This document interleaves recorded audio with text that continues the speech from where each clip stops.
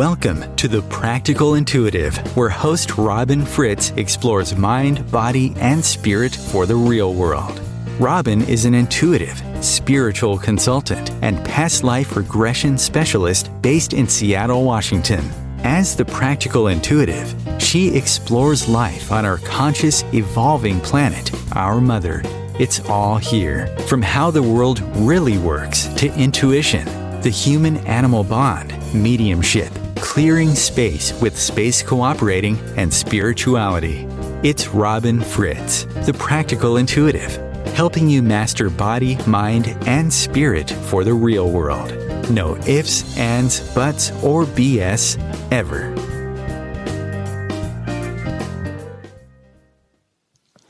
Welcome to the Practical Intuitive, Mind, Body, Spirit for the Real World. I'm Robyn Fritz. I'm here in Seattle, Washington, and if I cough through the show, my apologies, but most of us are suffering from wildfire smoke this late in the season. It is October 17th, 2022. And today I want to talk about race, about country, and about why they matter, but in a much different way than most of us are used to thinking about it, because that's our job as humans, right? To grow, to explore, to think beyond the boundaries that we have unwittingly placed upon ourselves throughout our lives.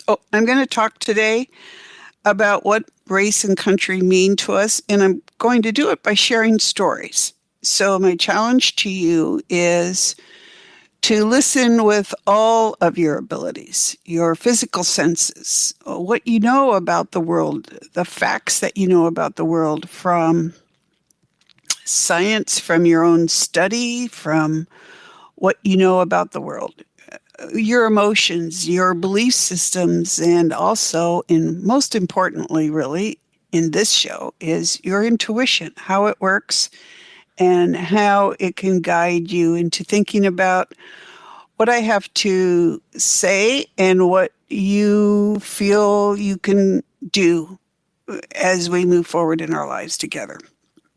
So again, welcome. My name is Robyn Fritz. I'm an intuitive and spiritual consultant and past life regression specialist. I live by the ocean in Seattle, Washington, with my reincarnated animal family, Oliver Alki, my 7-year-old Cavalier King Charles Spaniel, and Karis, a 5-year-old Russian blue cat.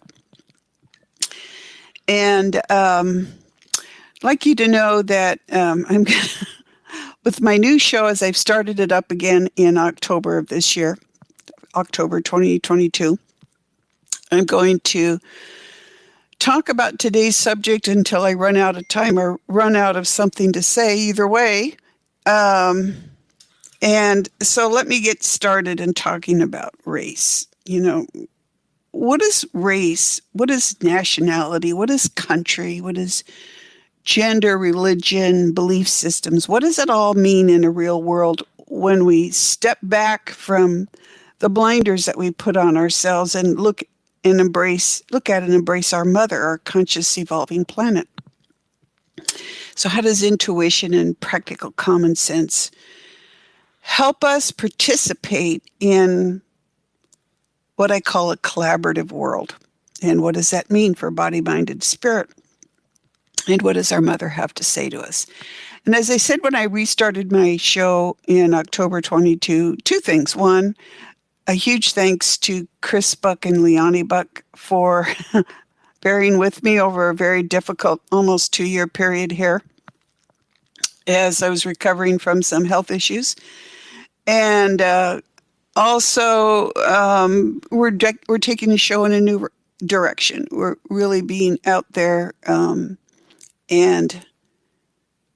in everybody's face about thinking about the world in a larger sense, because that's what we're here to do. I am an ambassador to the planet for our mother, our conscious evolving planet, but we are all ambassadors. And that's what I want you to think about today as we talk about race and country. So let's jump in and first connect with my partner, Fallon, the citrine Lemurian quartz. Fallon is an ancient power crystal. And, I'm learning with you about things we've forgotten over our many lifetimes. But Fallon hasn't forgotten anything. He's been in the same body for many, many lifetimes. And you can connect with his energy or with him in the way your intuition works most strongly. So you can see pictures, hear him chat with you, feel his energy, or simply know you're connected to him in this show. But close your eyes for a moment if you're not driving and just imagine clearing yourself from top to toe. Imagine an energy line running down your head, your throat, your chest, your hips, knees, and feet, and back up again, all the way to the top of your head. Feel the blocks clearing, feel yourself making space for yourself in this time with us. And imagine Fallon as a gold light going straight to your heart, and with each beat of your heart, filling your body with healthy energy. That is my partner. So let's talk about how we live in a collaborative world and what that means when we talk about living in harmony as equals with all life, and what that means when we talk about race and country. In short, it's time for us to wake up. The world is bigger than we think, and we tend to forget that. Why? Well, because the world is very big. We're very busy living our lives. And that's great. That's what we're here for, right? To live our lives the best that we can, to overcome difficulties, to celebrate our triumphs, and to really evolve towards love. Every lifetime we come here to love ourselves. But in this lifetime, all of us here together, it's time for us to wake up and look at the contribution we make to the planet and what that means. And we can look at it today by looking at race. So, what race are you? Right? Does it matter? If you look at your race, does that limit you? Does that make you angry? Does it make you feel proud? Does it make you feel better or worse than other people around you? To be honest, I've never really looked at race. I grew up in a small town in Oregon, and it didn't matter to me. I don't care what color people are. I don't care what ethnic background they are. I care about them as people. I'm interested in people. I'm interested in who you are and what you think and what you've been through and how you triumphed over it and what makes you laugh. I'm interested in you as a human. That's ultimately a race. Now, people may say, well, I don't look at race because I'm a privileged white woman. I have to tell you, that is not true because there aren't any, right? And I look at it from, women, and I've had this conversation with a lot of women in the last few years, but even recently, women even 5 years younger than me were raised in a different world. One where accomplished women were normal and not anomalies, and where they were respected and not put down. Now, of course, they still are. Women still are. And men, right? And anyone gets put down by somebody who wants to lord it over them in some way, in some fashion, in some manner, right? That's going to be life, right? But we all have things that we have to face, and I'm really tired of hearing people saying, "Well, you're privileged because you're white," or I come from a background of not being privileged, and it's like, let it go, people. It isn't the biggest and most important thing, right? And that's hard to hear, and it's hard to feel. And I can look at myself and say, okay, yeah, I was told from the time I was a kid until my mid-40s that I wasn't good enough because I was female. And that has reverberated through my entire life. So when you tell me people limit you because of your race or your education or where you live, I get it, right? But we need to put that aside because it isn't important. What's important is what we do with where we are, right? And race is only part of who you are. In fact, it's an accident or the result of your birth, right? And we need to look at that and create a world where we admire and adore the variations in skin color and background and religion and beliefs and culture and country, and embrace our connections as fellow humans. And that seems to be getting harder rather than more amazing. And you would think with the technology that we have, with the ability to spread out and talk to the entire world, that it would be getting easier, not harder. And there's a lot we can go into in talking about race, and I'm going to go in a different direction. I'm going to go in a direction we haven't talked about before in terms of race and country, because that's my job. And also because it's time for us to broaden our perspectives. And I'll say, yes, again, I still trip over that not being good enough because I'm female, but at least I know that, right? And I can build on that. So the world is an incredibly beautiful place. And like race, our country is an accident of our birth a lot of the times, and then our choice if we decide to go somewhere different. The United States is a modern day exception to that idea. Our ancestors, all of our ancestors, whatever we call ourselves, all came here from somewhere else. On my mom's side of the family, in fact, I'm a second-generation American in 2022, right? So you think about that, right? My parents spoke German before they spoke English. That meant my dad's dad was questioned when he wanted to join the American Army in World War I, even though he was born here. But being able to speak German saved my dad's life in World War II in Germany as an American soldier, right? So you think German American, Irish American, African American, Haitian American, like, let go of the labels. You're an American or you're not American, right? You're a citizen of Italy or whatever, but we all are one thing. We are citizens of the planet, and that makes an entirely different consideration. We hang on too tightly to an identity that narrows us and narrows our thinking,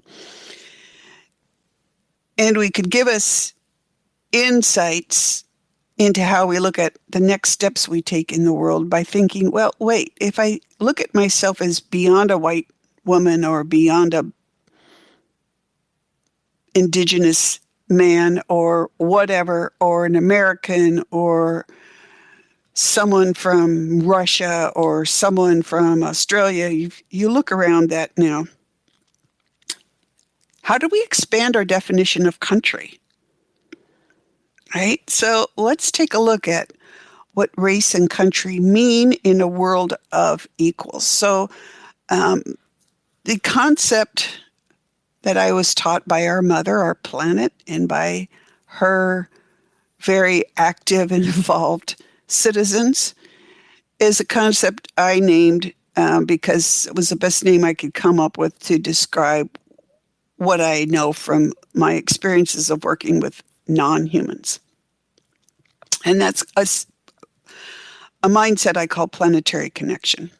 And planetary connection looks at the world as it really is, not limited by what race you are, but what country you are, by the accidents of birth and choice, but at all of us as equals, regardless of the body we're inhabiting, as all of us as conscious citizens of the planet. All of us have souls. We have rights and responsibilities. We have choices to make. And we have opinions. So how do we bring all of those opinions together?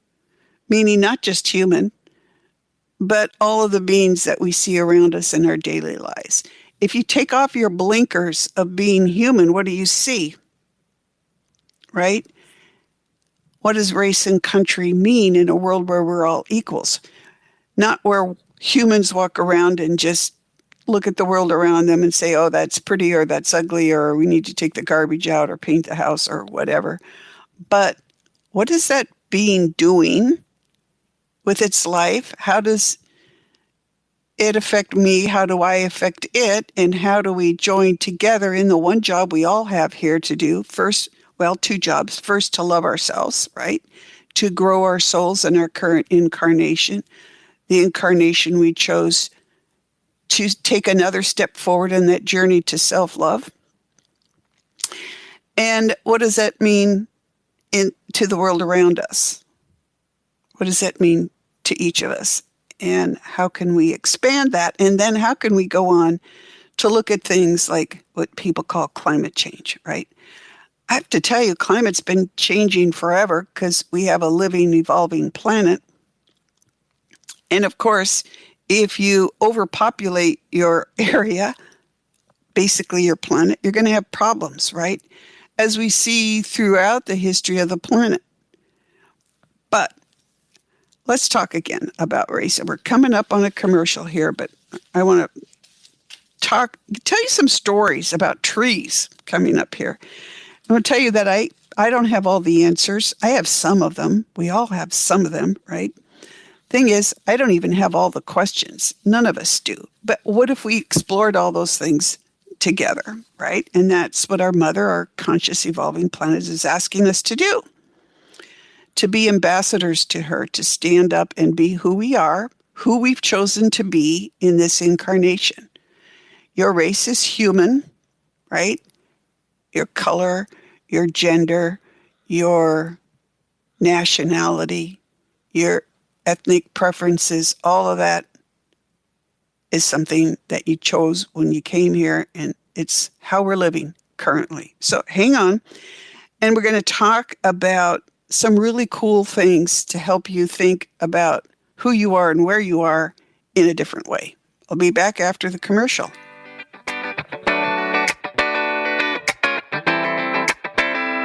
Your conscious connection to a more mindful world. OMTimes Radio, IOM FM. OMTimes Magazine is one of the leading online content providers of positivity, wellness, and personal empowerment. A philanthropic organization, their net proceeds are funneled to support worldwide charity initiatives via Humanity Healing International. Through their commitment to creating community and providing conscious content, they aspire to uplift humanity on a global scale. OMTimes, co-creating a more conscious lifestyle. This segment of The Practical Intuitive is brought to you by Andrea Bovey, licensed insurance agent at boveyinsurance.com. Andrea specializes in affordable health insurance. Yes, affordable health insurance exists. It's called a defined benefit plan, and it's a budget concept. That means you'll be able to see any doctor, access outpatient services, receive covered preventative services such as mammograms and colonoscopies, enjoy unlimited free virtual doctor visits, and be covered for urgent care, ER, and hospital visits. There's more. During a free consultation, insurance agent Andrea Bovey can help you decide if you should add critical illness or accident coverage, so all your risks are covered when something serious occurs. All this while still delivering savings. Yes, the premiums can be much lower than those in marketplace plans. Ready to check it out? Go to boveyinsurance.com to book a free consultation with insurance agent Andrea Bovey. Andrea is based in Arizona, but she works by phone and webinar so she can help you wherever you are. Andrea works with her clients to find the best healthcare products at the best prices. Ready to learn more? Contact Andrea Bovey at boveyinsurance.com. That's BOVEY insurance.com. This is Kathy Beal, host of Celestial Compass, featuring astrology you can use. Celestial Compass points you to what's going on in the sky and what you can do with it down here on Earth. We also explore fun, effective, and cosmic tools for navigating this adventure we call life. Join me the first and third Monday of the month at 5 p.m. Eastern Time for Celestial Compass. It's enlightening, entertaining, and empowering. You came across someone struggling with hunger. How would you recognize them? Would you notice an 8-year-old girl who's not excited for summer break because she may not be having lunch again until September? Or a war veteran who's having a hard time landing a job and getting back on his feet? I am the 1 in 8 Americans who struggle with hunger. I am hunger in America. Hunger can be hard to recognize. Learn why at IamHungerInAmerica.org. Brought to you by Feeding America and the Ad Council.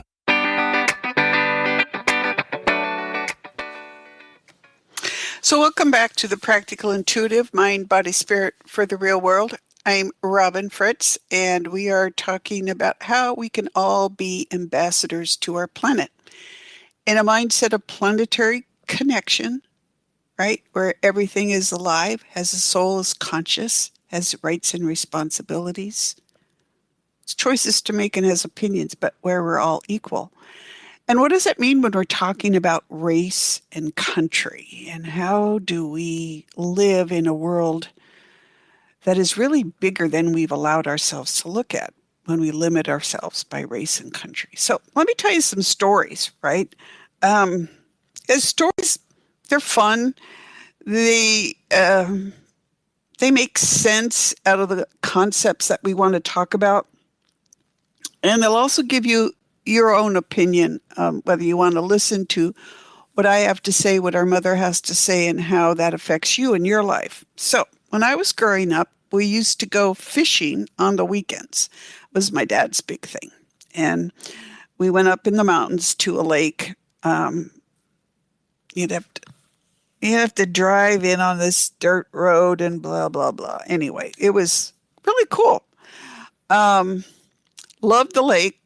Loved fishing, mostly loved being with my mom and dad and, my family and relaxing on the weekends. And we'd have lunch, we'd clean up, and I don't know what they did, but I wandered off into the forest.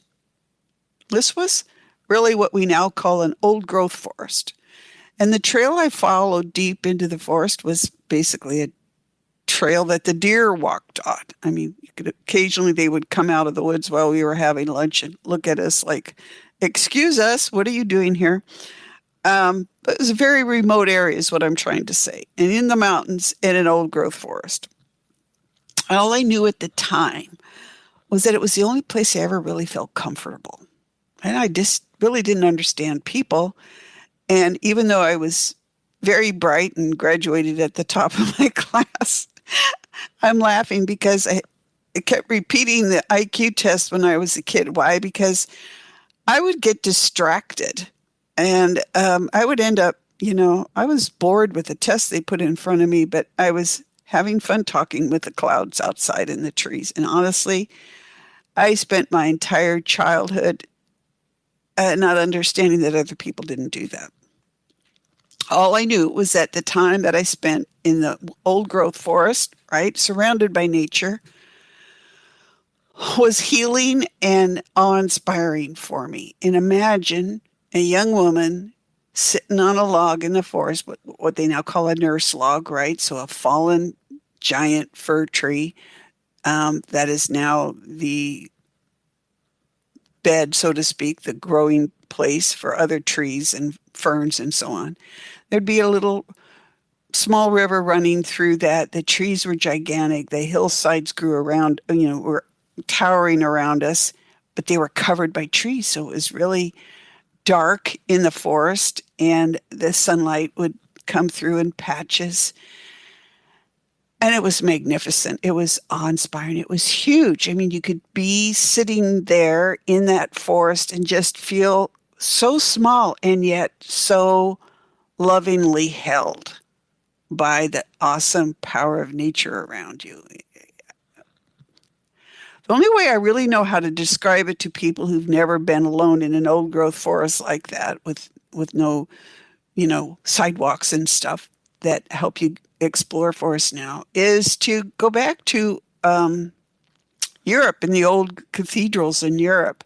And I remember exploring them as a young woman in later years, taking my goddaughter with me and watching the awe race across her face in some of these old places. But when you went into a cathedral in Europe, you could feel what our ancestors were trying to do. Sure, they were trying to honor their God, and they got paid to build this cathedral, and it would take lifetimes to finish a cathedral.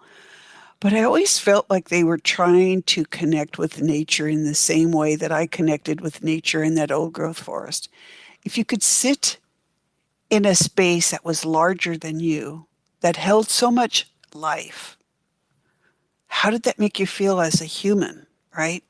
Your race, your country, right? Not quite the same thing as the old growth forest, but as close as they could get in Europe and as close as we'll get. And think about that the next time you go into a gigantic space. Yes, it was built to worship, but it was also built to awe, right? To inspire you. And that feeling of awe is one of the things that will help you connect to your purpose here beyond self-love, beyond the job that you do, beyond your families, to your role as a planetary citizen, to your role as learning to reach out and connect as an equal with all life. I felt connected as one with the planet in those days. And I felt privileged just to be there. And it got me through the years of going to school where I just didn't understand the people around me. So let's fast forward to 2009. I was visiting the Oregon coast with my two cavaliers. My first cavalier, Murphy Brown, Cavalier King Charles Spaniel, and then her brother, Alki.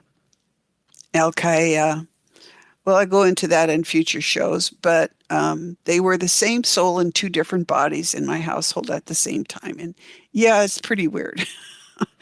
But they were pretty magnificent personalities, and I miss them every day. Although my cat now and my dog now are reincarnations of the dog and of the cat of a previous cat. But still, I was exploring the Oregon coast with my two cavaliers and a friend and her cavalier. And two things were going on at that time. One is I was considering leaving Seattle, this beautiful city that I dearly love through all of its triumphs and troubles.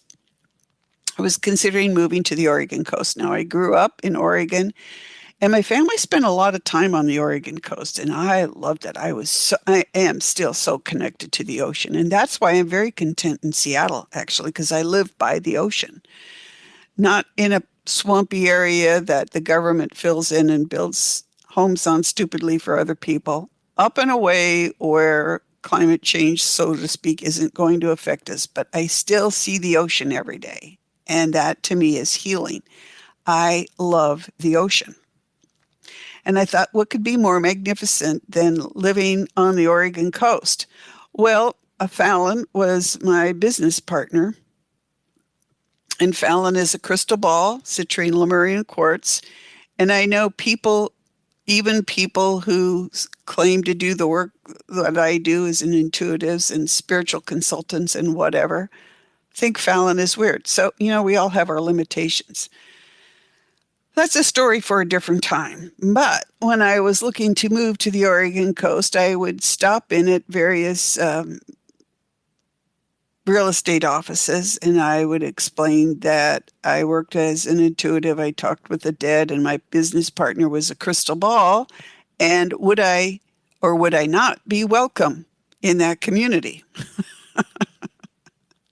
Maybe that's the kind of thing that Democrats and Republicans talk about today, but I was talking about me and my crystal ball. And a few places said, yeah, no, thank you. And a few others said, sure, of course. Why not? Right? So again, prejudice, you talking about being prejudiced, people being prejudiced against you because of your race or your religious or cultural beliefs. Yeah, I know all about it, right? So I went out and I talked with the land, and I said, as we all should be doing when we talk about where we're living, I said, would I be welcome here? Would my family and I, would my crystal ball and I, my animals and I be welcome here? Can I come and live here? I love the Oregon coast. And the answer was no. No, you can't move here. the weather is too harsh and you're not well enough, and you would spend all your time trying to get healthy and stay healthy and not be sick, and then you wouldn't be doing the work you came here to do. And I'm like, what? What the heck are you talking about? like what? Yes, I was not healthy. I spent many years getting healthy.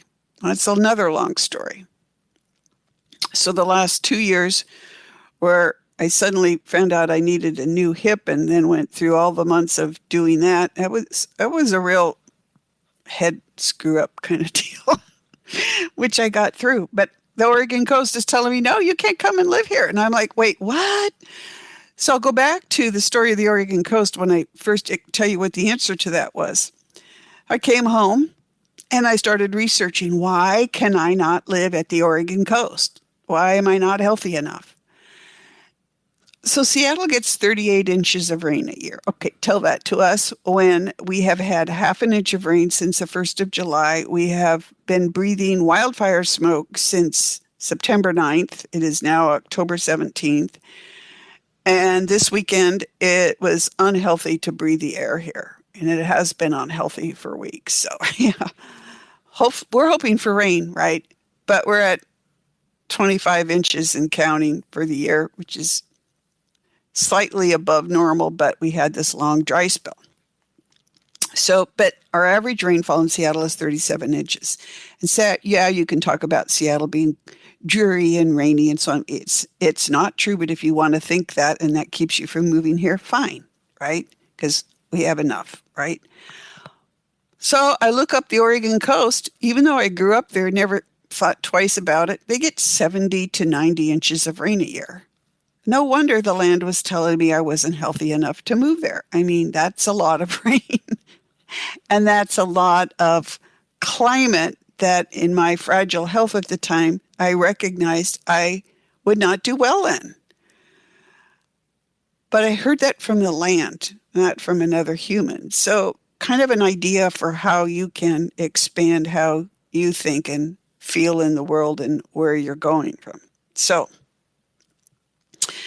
I was shocked, right? I was like, I was also depressed.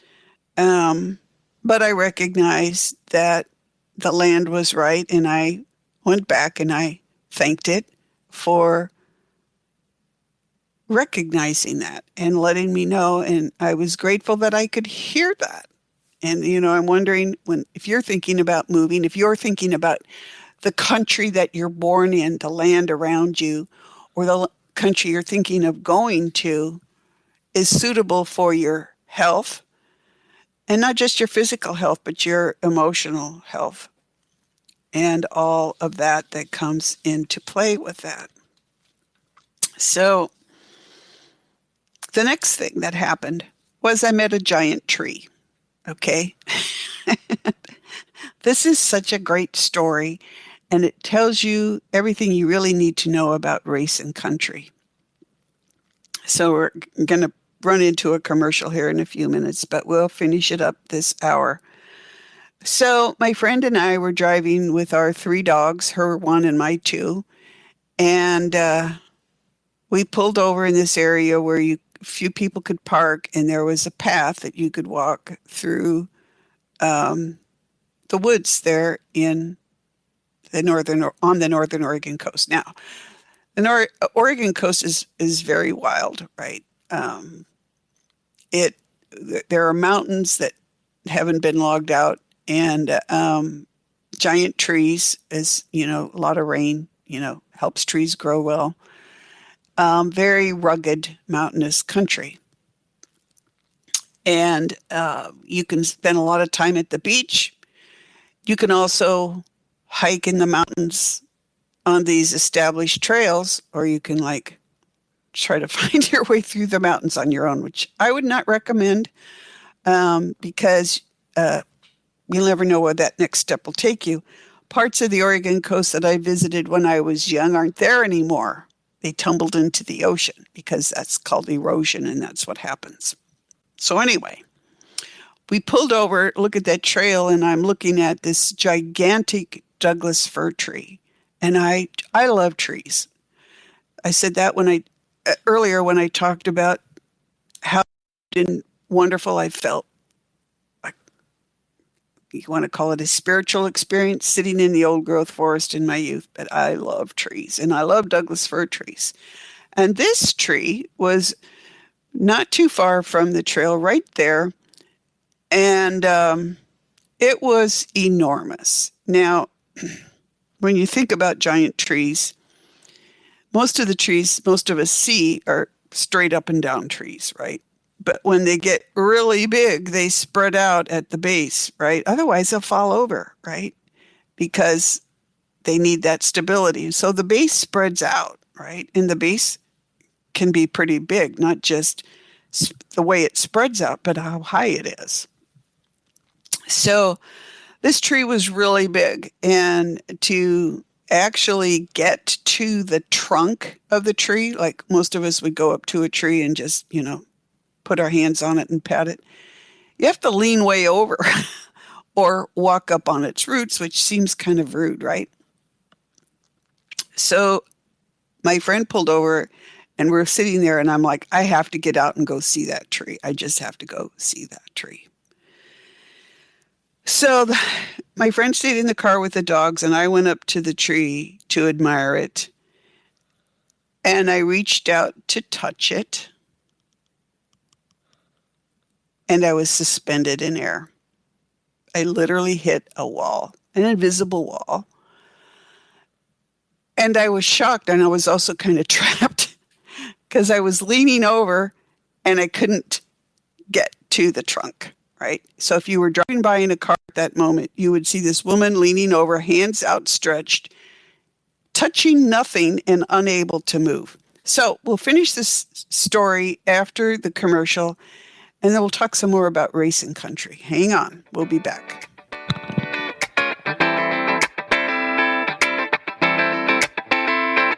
A conscious lifestyle for a mindful life. OMTimes Radio. IOM FM. Ascending Hearts is no ordinary dating site, but a spiritual dating site with a purpose, to link you with your soulmate. We engineer the serendipity so you can trust that you will attune with someone that has the same matching vibration as you. Ascending Hearts, the conscious dating site for the spiritually aware. Try Ascending Hearts for free. AscendingHearts.com. Shift your life at Shift New York. This year, the 16th annual Shift New York Holistic and Psychic Fair will celebrate your healing and wellness. Join us this October 29th and 30th as we are featuring top holistic practitioners and the best spiritual teachers from the Northeast. Join one of our free workshops on spiritual topics to help you shift your life. Discover dream interpretation, animal communication, sound healing, and so much more. Other activities include tarot reading, alternative energy, spiritual healing, mediumship. Private readings and energy healings are also available. You will not want to miss this. Pre-book to guarantee your spot. Shift your life with us. Learn more at shiftnewyork.com. Grab a cup of tea or a glass of wine and tune in for Inspired Conversations with publisher Linda Joy on Tuesdays at 2 p.m. Eastern.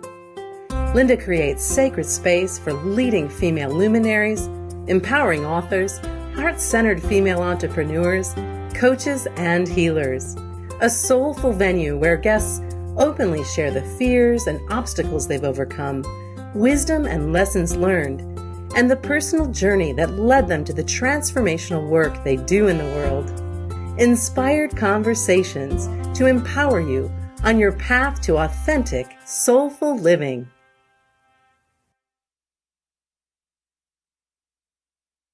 If I could be you, and you could be me for just 1 hour. If you could find a way to get inside each other's mind. Walk a mile in my shoes. Walk a mile in my shoes. Walk a mile in my shoes. We've all felt left out. And for some, that feeling lasts more than a moment. We can change that. Learn how at belongingbeginswithus.org. Brought to you by the Ad Council. Walk a mile in my shoes.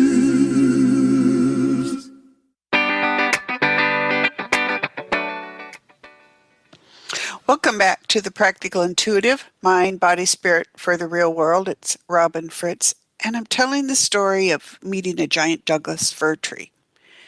In a segment in a show where we're talking about race and country and what that means. So I am so excited. I wanted to just basically hug the tree or at least touch its trunk.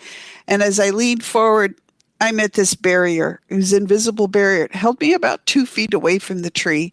And I was leaning forward. So it was like, okay, this is really awkward because I need to back up and get away because I'd done something really wrong. Right? And I was absolutely appalled. Again, if you'd been driving by, you would have seen this woman leaning forward and holding her hands out and not touching anything and not going anywhere, And I was appalled. And I pulled back. I struggled to pull back and not fall over. And finally, I was standing straight again. And I apologized to the tree out loud. I said, "Oh my gosh, I am so sorry. I tried to touch you without permission. I am so sorry. I was out of line." And the tree was like, "You know better than that. You know better than to touch without permission." And I said, "Yes, I do. I forgot." Right? I just forgot. And that's a common problem. Okay, I'm taking a break from the story to say that's a common problem that we have. We take the world around us for granted. We'll look at a tree and we'll touch it and we won't think like, does the tree want to be touched? Does it welcome that? Did you introduce yourself to it? Would you go up to another human and touch them and not expect to be smacked? Right? So the tree was like, "Hey, what were you thinking?" And I said, "Yes, I am so sorry, but I was so excited about how beautiful and amazing you are. I forgot to ask for permission to touch you. Please forgive me." So we talked back and forth for a little bit, and then the tree forgave me and said, "Yeah, humans, you guys are kind of hard to deal with at times, but you should know better being you." And I'm like, "Yep, you're right." And then it invited me to get the dogs and to sit on it, right? So that meant sitting on that huge spread out root structure on it. And to this day, I have a picture in my bedroom of me sitting at the base of this tree with the 2 dogs on my lap. And it's really only the base of the tree. And that tree is so huge, so huge that not even 10 people could stand around it with their arms outstretched, holding hands, and encircle that base of that tree. That's how big that Douglas fir tree is. So some hundreds of years old. And it reminds me to this day that we can all forget what we know about the world, and we can all forget what our place is in the world. We just need to remember the lessons. And sometimes the lessons can be surprising like that and even shocking, but also funny, right? Because the tree was very tolerant of my mistakes. I was very forgiving. And in the end, we became friends. I tried to find it when I was back at the coast this last September. But I was driving and there was a lot of traffic and I missed whatever it was. I'm going to go back and look for it when I'm on my own. But think about that tree and think about the fact that it was so aware of who it was that it put up a barrier to keep me from touching it. Now, has it done that to other people? Maybe, right? But the other thing is, if you're more aware of the planet and how we interact with each other and the fact that we are all equals, maybe the tree had a good point. It's like, you should know better than to touch without permission. And I did know better. But do we all? I mean, we go out and we assume that we own the world. We can cut down any tree we want and build a house with it or just float it down the river. Every day when I'm out by the ocean with my dog, I see bits and pieces of trees floating or along the shore. But how do we look at those beings, right? I mean, and that's where we come back to talking about race and country, right? What race are you? I don't care what race you claim to be because you're human, right? We're all human. And the tree is a race, right? The race of trees. And there's buildings and cars. Oh my God. Well, in the upcoming show, I'll talk about car civilizations. They can be so helpful and so annoying, just like us, right? But if we look at the world as a huge thing instead of a little thing, then our race is human and our country is a planet, right? We may be living temporarily in Seattle or New York or Johannesburg or Munich or London or any of the small little towns all over the planet or islands or whatever. But ultimately, our country is our planet, and we need to expand beyond thinking of our little space, right? Of me being a white woman and you being whatever you are, and all of us being human together. And how hard is it to look at each other as equals on the planet when we can look at the broader aspect of a relationship with a giant tree, right? That tree has as much rights as we have, right? That doesn't mean people aren't going to come along and cut it down. I don't think that tree is in danger of being cut down unless it's really at the end of its life, because it's right there by the road. And they don't clear cut right by the road because that gets bad press. But also they don't clear cut that protected section of forest. But think about race and country in a broader sense. And that's how we think about the world. So, and think about a country, the Oregon coast, that told me I wasn't well enough to live there. And think about how we could live differently on the planet if we actually talked with it. You know, if we actually asked it, what's going on? You know, like people tell you, well, global warming, everything's getting hot. And I'll believe a hurricane any day. And they say it's an ice age that's coming, right? And it's all cyclical. You know, things move and grow at different times. And this happens to be the time that we live in. But let's stop and think about race and country as how we limit ourselves and how we can grow beyond limitations. And I hope this story of the tree and the country telling me I wasn't well enough to live there will make you think about how you interact with the world. You know, it's really fun to go out and have a conversation with a tree. And maybe your intuition doesn't run to hearing. Maybe it runs toward feelings, and you can feel the tree. You can feel its emotions. Or you just know, right? Or you can see it by looking at it. All of those different ways of looking intuitively at the world will help you grow. And unless you tap your intuition, you're going to be like we all can be, limited by what we're told. You can be limited by your belief system, which tells you trees aren't as important, or they can't communicate with you, or maybe you can't communicate with it. All belief systems. By our emotions, how we feel about it.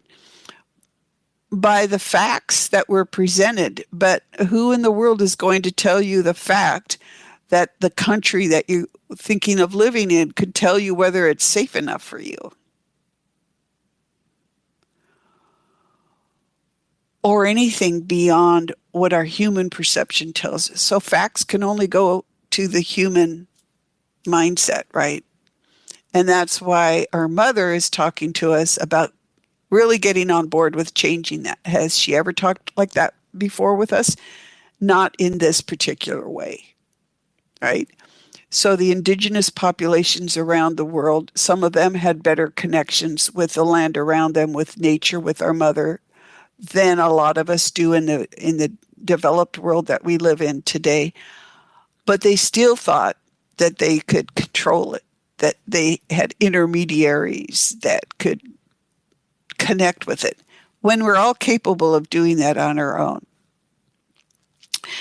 So what does our mother have to tell us about race and country? Well, and about what does body, mind, and spirit tell us about that? So I'll ask you, do you believe the story about the tree? Do you believe the story about the country telling me I wasn't well enough to live there? And if you do, how does it change how you relate to the world? How you think about yourself? How you recognize that your race is human and the country you live in is the land or the water beneath your feet, right? And that if you choose to go somewhere else, did you consult the land about where you're going? And why? So if we move forward and talk about living well and respectfully on our planet, again, it's how we relate as a country, as a race, where everything is equal to us. How do we honor the world around us and our place in it? By expanding our minds beyond what we think we know now and literally opening ourselves up to connect. Most of us are walking around with blinders on, blinkers, if you will, in the horse racing world, that limit how we see the world around us. And we don't need to do that anymore. We need to think bigger and better. We need to reach further than you, than me, than our homes and our countries. We need to think about the world. Think about how we treat other beings. Are we demanding servitude over the trees? Or are we offering respect? And once you open yourself up to being that, you may find out that someday you'll forget that like I did that day, and the tree's not going to let you touch it. You won't forget that lesson, I promise you. We're all really busy. We work really hard. And I acknowledge that in the last few years with the pandemic, we are all suffering from some form of post-traumatic stress disorder or in stress disorder or current stress disorder.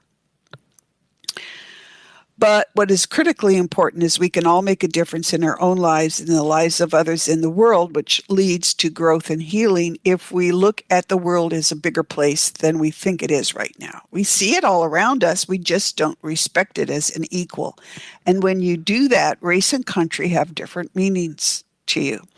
So I challenge you to think about why you're here, why we're all here on the planet, why we do what we do and what that means.